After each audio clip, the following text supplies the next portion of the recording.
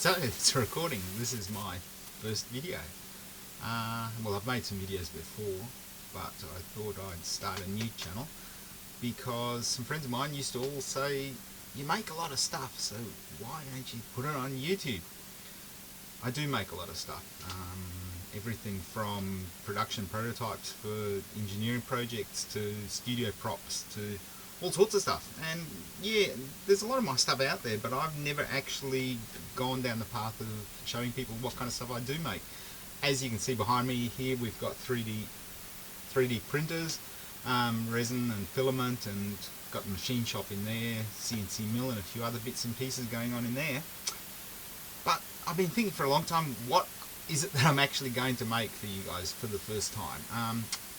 And I think an easy project that a lot of you would probably like to make, or at least watch me make, is I've got this rather odd key here. It's called a cruciform key. You probably saw it on the last Mission Impossible. They had a really fancy one, and that was a special one. Now this is a special one because I've lost mine. This is the only one I've got, and nobody here can actually or wants to actually make it for me.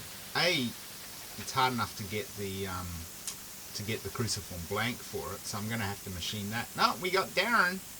Darren. Hello, this is Darren. Hey. So yeah, I'm going to have to make the blank, and I'm going to make a cutter, the type that you get at the hardware store that they use to make these things. So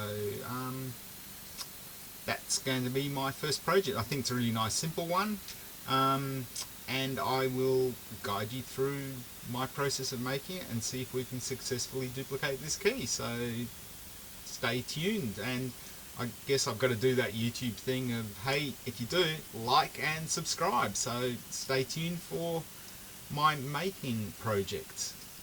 Thanks for watching.